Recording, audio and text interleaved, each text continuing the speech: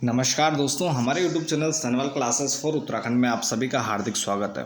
दोस्तों, आज से हम एक नई सीरीज़ शुरू करने वाले हैं और यह डेली सीरीज होगी। और इस सीरीज़ में आपको रोज़ाना जो हमारे चाहे उत्तराखंड हो या जनरल स्टडी के सब्जेक्ट हों, हिस्ट्री, पॉलिटी, ज्योग्राफी, इकोनॉमिक्स या करंट अफेयर या हमारे कंप्यूटर है या जो अन्य जितने भी विषय हैं, तो सभी से संबंधित कुछ जो महत्वपूर्ण प्रश्न हैं जो कि आपके आगामी जितनी भी आने वाली परीक्षाएं, चाहे आप सेंटर की तैयारी कर रहे हों या स्टेट की तैयारी कर रहे हों, तो दोनों में जो इम्पोर्टेंट जो क्वेश्चन हैं तो वो आपके इसमें महत्वपूर्ण जो प्रश्न हैं तो उनको शामिल हम करेंगे और इस सीरीज़ के माध्यम से।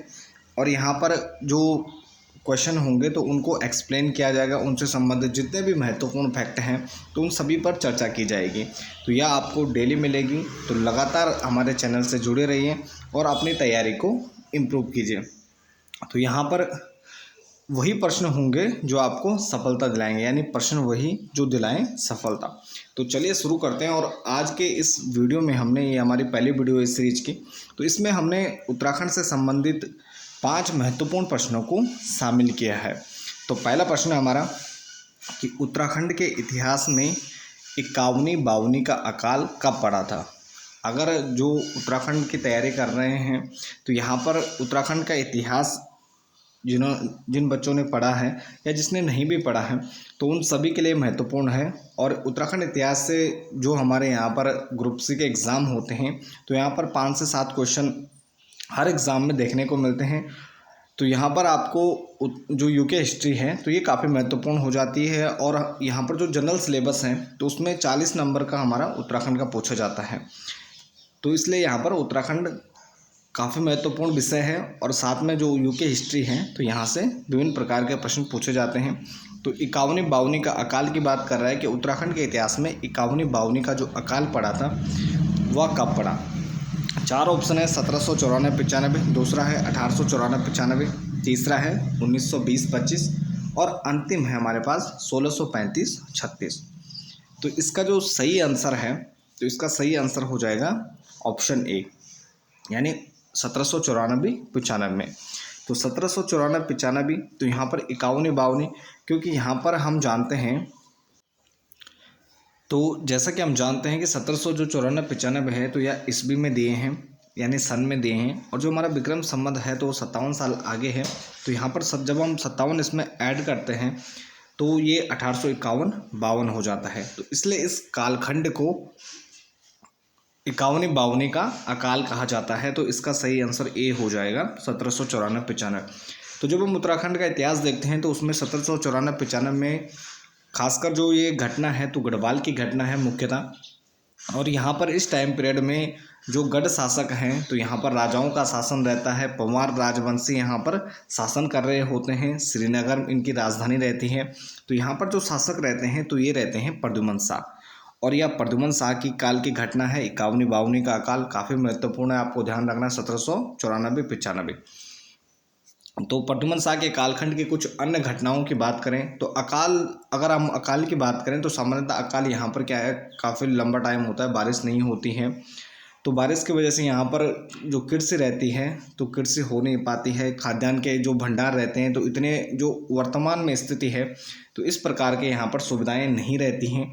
तो लगातार जो खाद्यान्न भंडार रहते हैं वो ख़त्म हो जाते हैं और बारिश न होने के कारण यहाँ पर अकाल की स्थिति उत्पन्न हो जाती है। कहा जाता है कि इस टाइम पीरियड में जो गढ़वाल की जनता रहती है तो वह दाने दाने को मोहताज हो जाती है, यानी गढ़वाल की जो आर्थिक स्थिति है राजा की और राज्य की, तो दोनों की स्थिति काफ़ी दयनीय हो जाती है। तो थोड़ा सा प्रद्युमन शाह के काल की जो अन्य महत्वपूर्ण घटनाएं जो एग्जाम में पूछी जा सकती हैं उनकी बात करें तो प्रद्युमन शाह को गढ़वाल के हुमायूं के नाम से जाना जाता है। तो गढ़वाल का हुमायूं कहा जाता है प्रद्युमन शाह को। पूरा जो शासनकाल हमें दिखाई देता है तो हुमायूं की तरह ही लड़खड़ाते हुए अपना शासनकाल करते हैं और अंत में युद्ध में मारे भी जाते हैं। तो यहाँ पर इनके काल की दूसरी महत्वपूर्ण घटना है 1803 की। तो यहाँ पर 1803 में एक भयंकर भूकंप आता है। तो कहा जाता है कि इसमें जो उत्तराखंड यानी हमारे गढ़वाल क्षेत्र की जनता है तो लगभग 25% लोग ही इसमें बच पाए थे, बाकी लोग मारे जाते हैं। और इससे पहले 1794-95 में अकाल भी पड़ता है। उसके बाद 1803 में भूकंप आता है और आधे से ज़्यादा जनता की मृत्यु हो जाती है। कहते हैं कि जो श्रीनगर का राजभवन था, जो अजयपाल द्वारा बनाया गया था, तो वह रहने लायक नहीं रहता है और जो शासक है यानी प्रद्युमन शाह है, तो यह उसे छोड़कर देहरादून के क्षेत्र में आ जाते हैं। तो 1786 से 1804 टाइम पीरियड है प्रद्युमन शाह का। इसके बाद यहाँ पर गोरखाओं का आक्रमण होता है। तो इस स्थिति का लाभ उठाकर जो गोरखा रहते हैं, तो लगातार हम जब उत्तराखंड का इतिहास पढ़ते हैं तो 1791 में गढ़वाल पर पहला आक्रमण होता है। तो वहाँ पर चीन के आक्रमण का भय के कारण इस जो यहाँ पर 1792 में श्रीनगर की संधि होती है और उसके बाद जब वो वापस चले जाते हैं तो पुनः वह प्रतीक्षा कर रहे होते हैं कि गढ़वाल पर कब्जा किया जाए, क्योंकि 1790 में कुमाऊँ पर कब्जा हो जाता है। तो यहाँ पर 1791 में पहली बार समझौता करना पड़ता है और 92 में संधि हो जाती है। उसके बाद जब 1803 में भूकंप आता है, वो देखते हैं स्थिति की 25% जनता लगभग बची हुई है, अकाल से ग्रसित है, दाने दाने को मोहताज है। तो इस क्रम में यहाँ पर शासक देहरादून, श्रीनगर जो राजधानी रहती है तो उसे छोड़कर देहरादून चला गया। तो यह आक्रमण करते हैं और यहाँ पर जो गोरखाओं का आक्रमण होता है तो 1803 में एक बड़े भूभाग पर कब्जा कर लेते हैं गोरखा। इसके बाद यहाँ पर लगातार जो गढ़ सेना है और गोरखा सैन्य है तो उनके बीच लगातार युद्ध होते हैं, कई युद्ध होते हैं। कुछ उत्तरकाशी के क्षेत्र में होते हैं, चंबा के क्षेत्र में होते हैं, श्रीनगर के क्षेत्र में होते हैं। तो लगातार हर युद्ध में जो गढ़ सेना है तो उसको पराजय का सामना करना पड़ता है। तो इसी क्रम में 14 मई 1804, और यह विभिन्न परीक्षाओं में पूछा भी गया है और लगातार पूछा जाता है, महत्वपूर्ण है। 14 मई 1804 को यहाँ पर एक निर्णायक युद्ध होता है गोरखाओं और गढ़ सेना यानी प्रद्युमन शाह के बीच, जिसे खुड़बड़ा युद्ध देहरादून के क्षेत्र में होता है। खुड़बड़ा युद्ध के नाम से इसे जाना जाता है। तो इस युद्ध में गढ़वाल के जो शासक रहते हैं प्रद्युमन शाह, उनकी मृत्यु हो जाती है और इसके बाद 1804 से 1815 तक यहाँ पर गोरखाओं का कब्जा रहता है। तो और यह जो खुड़बड़ा युद्ध होता है 14 मई 1804 को, तो इसका जो विवरण है A.R. गिल की पुस्तक है वैली ऑफ दून। तो अभी हाल ही में जो सचिवालय सुरक्षा संवर्ग जो पेपर हुआ था तो उसमें भी पूछा गया वैली ऑफ दून पुस्तक किसकी है, तो A.R. गिल की है वैली ऑफ दून। और इस पुस्तक में खुड़बड़ा युद्ध का विवरण किया गया है। तो इसके बाद जब युद्ध होता है, शासक मारा जाता है, तो उसके बाद यहाँ पर जो उनके पुत्र रहते हैं सुदर्शन शाह, तो वो हरिद्वार के क्षेत्र में चले जाते हैं और लगातार जब वो अपने राज्य को पाने के लिए कोशिश करते रहते हैं। तो इसी क्रम में उस टाइम पीरियड में जो प्रमुख शक्तियाँ रहती हैं, तो उसमें अंग्रेज प्रमुख शक्ति के रूप में लगभग पूरे देश में उनका शासन था। तो लगातार उनसे मांग करते हैं कि आप क्या करो कि यहाँ पर जो गढ़वाल हमारा राज्य था, तो यहाँ पर गोरखाओं ने कब्जा कर लिया है, तो आप उन पर आक्रमण करो और हमारा राज्य वापस दिलाइए।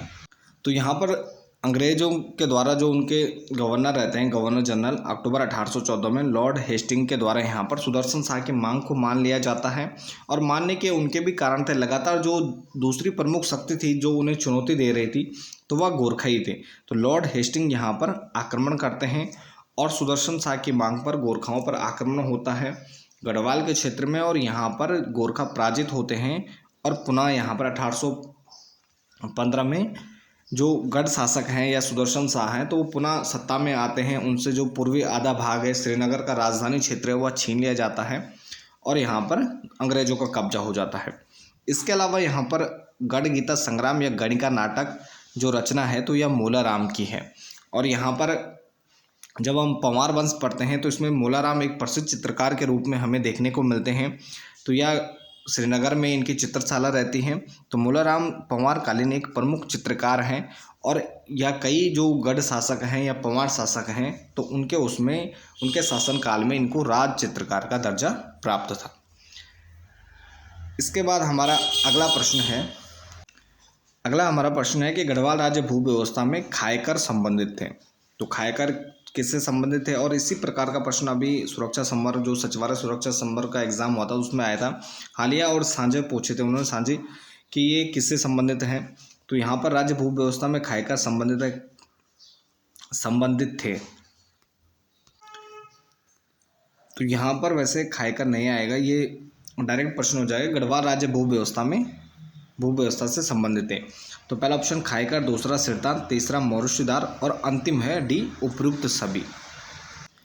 तो इसका सही आंसर हो जाएगा उपयुक्त सभी, क्योंकि गढ़वाल राज्य में जो भू व्यवस्था थी तो उसमें ये खायकर, सिरतान और मौर्यदार तीनों ये राज्य भू व्यवस्था से संबंधित थे। तो गढ़ राज्य की भू व्यवस्था की अगर हम बात करें तो यहाँ पर जब हम पवार काल में देखते हैं तो गढ़ राज्य की जो भू व्यवस्था रहती है तो इसमें जो समस्त भूमि रहती है तो उसका स्वामी राजा ही होता है।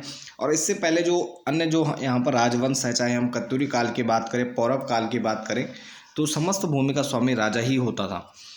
और यहाँ पर राजा के द्वारा कृषि उपज का 1/3 भाग कर के रूप में लिया जाता था, जिसे तिहाड़ के नाम से भी जाना जाता था। तो यहाँ पर कर के रूप में राजा के द्वारा लिया जाता था। और राज्य की आय का जो प्रमुख साधन था तो वह सिरती या भूमि कर था, जो कि नगद दिया जाता था। तो यहाँ पर यह भी पूछा गया है कि सिरती किस प्रकार का कर है, तो यहाँ पर नगद कर है।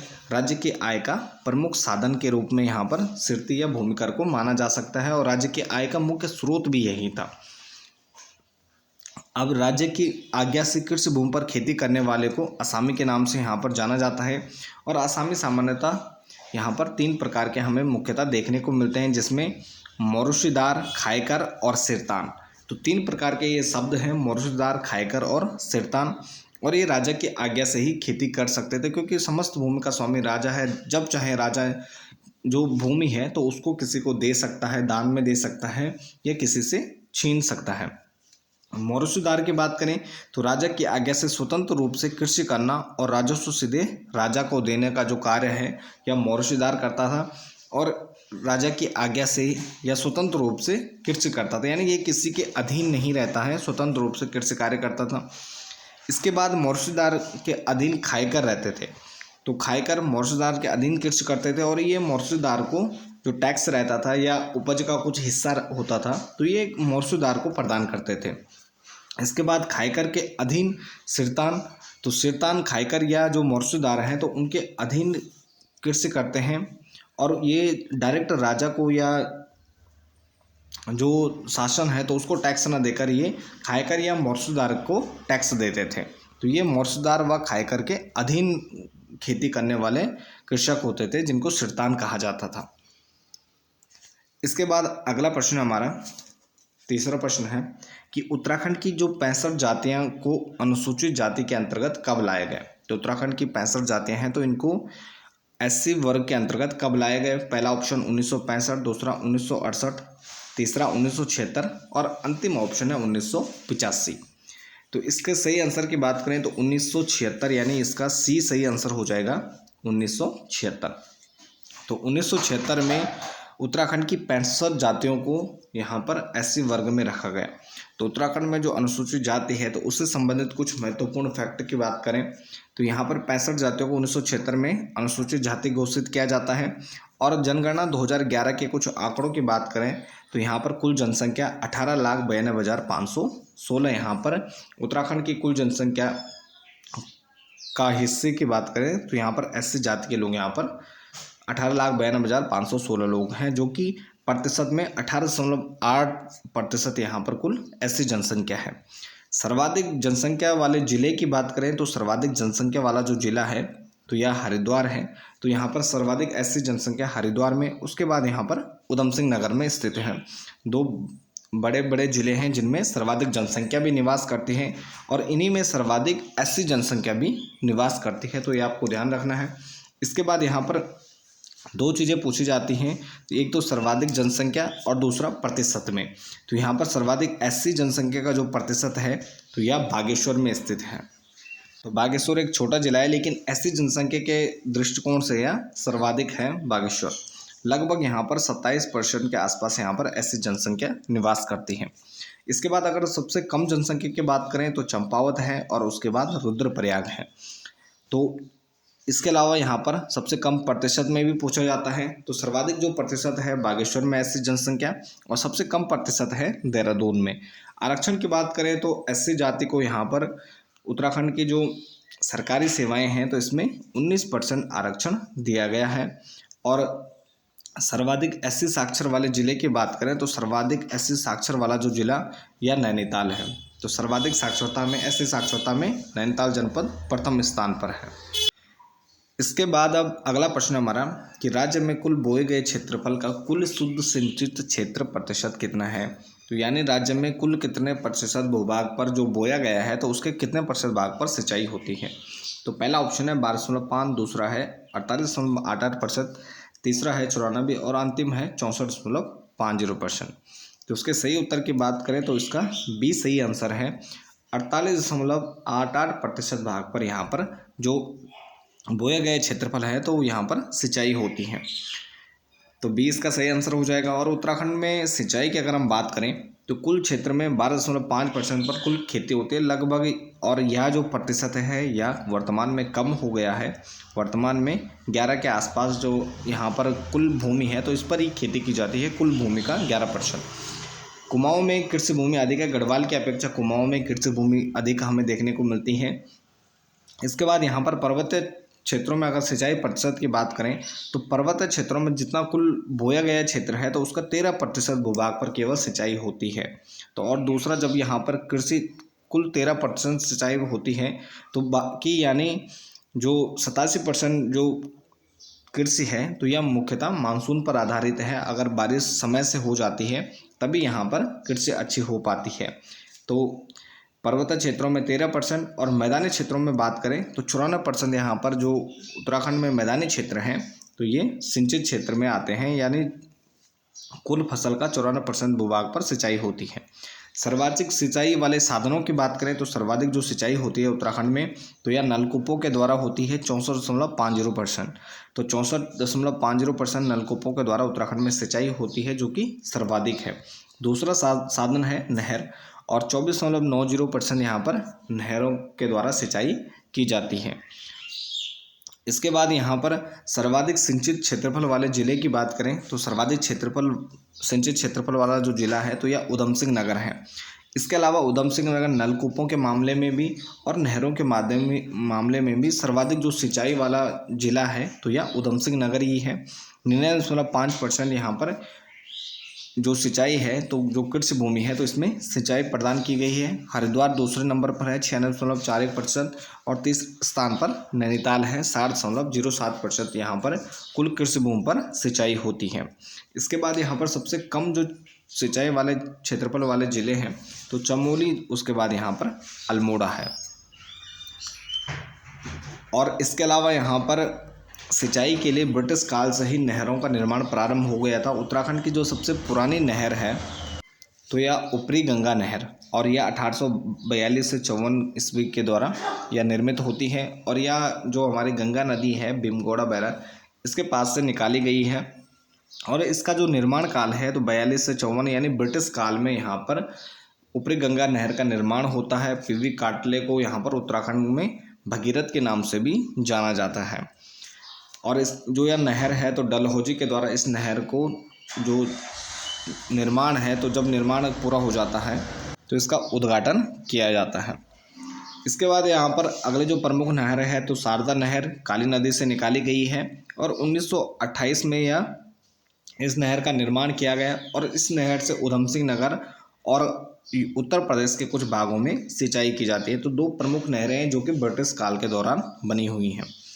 इसके बाद यहाँ पर अगला महत्वपूर्ण प्रश्न है, कुमाऊनी बोली के वर्गीकरण में रचभैसी बोली संबंधित है। तो यहाँ पर कुमाऊं बोली का वर्गीकरण में पूछा है पूर्वी कुमाऊनी, पश्चिमी कुमाऊनी, उत्तरी कुमाऊनी और दक्षिणी कुमाऊनी की जो रचभैसी है तो ये किस कुमाऊनी बोली के कौन से वर्गीकरण से संबंधित है। तो इसके सही आंसर की बात करें तो इसका डी सही आंसर हो जाएगा, दक्षिणी कुमाऊनी। तो रचभैसी जो बोली है तो यह दक्षिणी कुमाऊनी से संबंधित है। और दक्षिणी कुमाऊनी की बात करें तो यहाँ पर जो कुमाऊनी बोली की बात करें अगर तो कुमाऊनी बोली उत्तराखंड की प्रमुख बोलियों में से एक है। कुमाऊनी और गढ़वाली यहाँ पर प्रमुख बोलियाँ मुख्यतः यहाँ पर बोली जाती हैं। तो इसके अलावा यहाँ पर नेपाली बोली बोली जाती है। तो कुमाऊनी बोली की बात करें तो यहाँ पर डॉक्टर त्रिलोचन पांडे ने कुमाऊनी बोली का वर्गीकरण किया है जिसमें उन्होंने 4 वर्ग बनाए हैं और 12 बोलियों को शामिल किया है। और इसके अलावा हिमालय बोलियों के विशेषज्ञ के रूप में डी.डी. शर्मा को यहाँ पर जाना जाता है। तो ये काफ़ी महत्वपूर्ण है। डॉक्टर त्रिलोचन पांडे का वर्गीकरण है, 4 वर्ग हैं और 12 बोलियों में इन्होंने इनको रखा है। तो ये कौन कौन से हैं इनको देख लेते हैं। तो 4 वर्ग हैं, पूर्वी, पश्चिमी, उत्तरी और दक्षिणी। तो ये सामान्यतः दिशाओं के आधार पर भी इन्होंने किया है, या क्षेत्रों के आधार पर। तो यहाँ पर पूर्वी की बात करें तो पूर्वी कुमाऊनी में कुमैया, सौर्याली, सिराली और अस्कोटी, जो ये 4 प्रमुख बोलियां हैं, तो ये पूर्वी कुमाऊनी के अंतर्गत आती हैं। इसमें मुख्यतः जो पिथौरागढ़ का क्षेत्र है, तो पिथौरागढ़ का क्षेत्र और कुछ चंपावत का क्षेत्र इसमें आता है। तो कुमैया, सौर्याली, सिराली और अस्कोटी अभी हाल ही में एग्ज़ाम में जो सचिवालय सुरक्षा संवर्ग का एग्ज़ाम हुआ था उसमें भी पूछा गया था कि निम्न में से कौन सी बोली ये पूर्वी कुमाऊनी के अंतर्गत नहीं है, या ये जो कुमैया बोली है तो इसको पूछा गया था। इसके बाद यहाँ पर पश्चिमी बोली की बात करें, पश्चिमी कुमाऊनी बोली की बात करें तो इसके अंतर्गत खस परजैया, गंगोई, चौगरखिया, दनपुरिया, बागेश्वर का जो क्षेत्र है, पछाई, फालदाकोटी, तो ये जो प्रमुख बोलियां हैं तो ये पश्चिमी कुमाऊनी के अंतर्गत आती हैं। इसके बाद उत्तरी कुमाऊनी की बात करें तो इसमें जौहारी और भोटिया, तो जौहारी और भोटिया इसमें जो प्रमुख बोलियां हैं तो उत्तरी कुमाऊनी के अंतर्गत आती हैं। और इसके बाद दक्षिणी की बात करें तो रजभैसी, या इसे नैनतलिया बोली के नाम से भी जाना जाता है, जो मुख्यतः नैनीताल के क्षेत्र में बोली जाती हैं।